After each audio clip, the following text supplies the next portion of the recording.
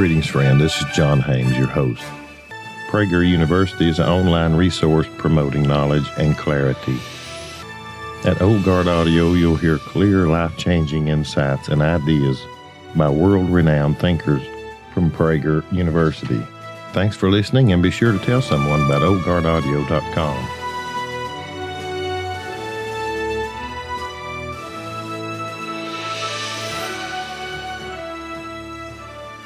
When you think about racial equality and civil rights, which political party comes to mind? The Republicans or the Democrats? Most people would probably say the Democrats, but this answer is incorrect. Since its founding in 1829, the Democratic Party has fought against every major civil rights initiative and has a long history of discrimination. The Democratic Party defended slavery, started the Civil War, opposed Reconstruction, founded the Ku Klux Klan, imposed segregation, perpetrated lynchings, and fought against the Civil Rights Acts of the 1950s and 1960s. In contrast, the Republican Party was founded in 1854 as an anti-slavery party. Its mission was to stop the spread of slavery into the new Western territories with the aim of abolishing it entirely. This effort, however, was dealt a major blow by the Supreme Court in the 1857 case Dred Scott versus Sandford. The court ruled that slaves aren't citizens, they're property.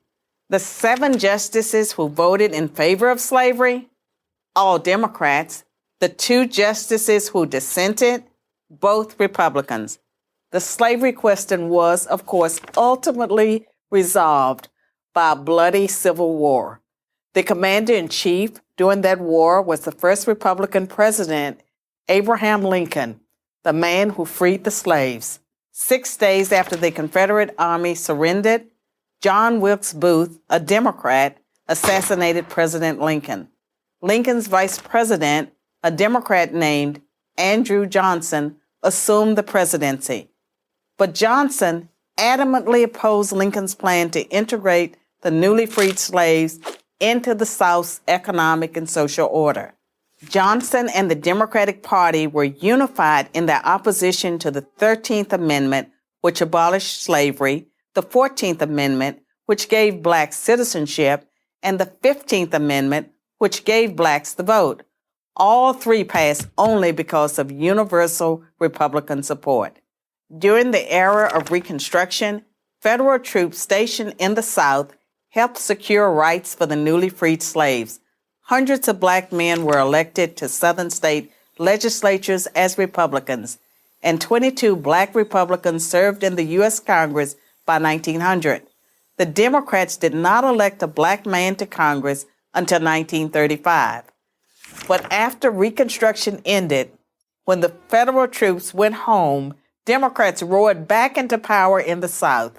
They quickly reestablished white supremacy across the region with measures like black codes, laws that restricted the ability of blacks to own property and run businesses, and they imposed poll taxes and literacy tests used to subvert black citizens' right to vote.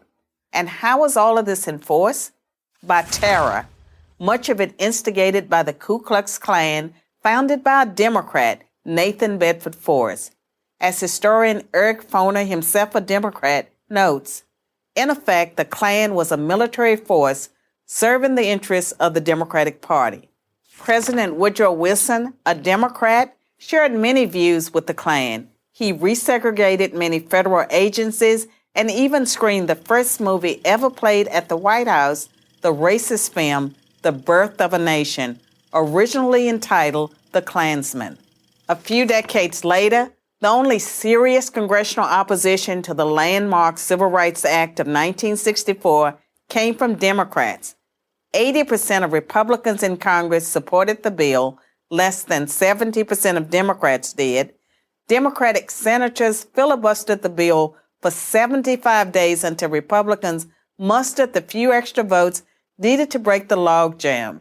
And when all of their efforts to enslave blacks, keep them enslaved, and then keep them from voting had failed, the Democrats came up with a new strategy. If black people are going to vote, they might as well vote for Democrats, as President Lyndon Johnson was purported to have said about the Civil Rights Act. I'll have them voting Democrat for 200 years. So now, the Democratic Party prospers on the votes of the very people it has spent much of its history oppressing. Democrats falsely claim that the Republican Party is the villain, when in reality, it's the failed policies of the Democratic Party that have kept blacks down. Massive government welfare has decimated the black family. Opposition to school choice has kept them trapped in failing schools. Politically correct policing has left black neighborhoods defenseless against violent crime. So when you think about racial equality and civil rights, which political party should come to mind? I'm Carol Swain, professor of political science and law at Vanderbilt University for Prager University. Once again, many thanks for being a part of Old Guard Audio. Visiting the website at oldguardaudio.com and clicking on my Amazon links will help offset the cost of bringing you the broadcast. Thanks again, and be sure to tell someone about oldguardaudio.com and drop me a note at john@oldguardaudio.com. Tell me what you think. This is John Haynes. May God bless.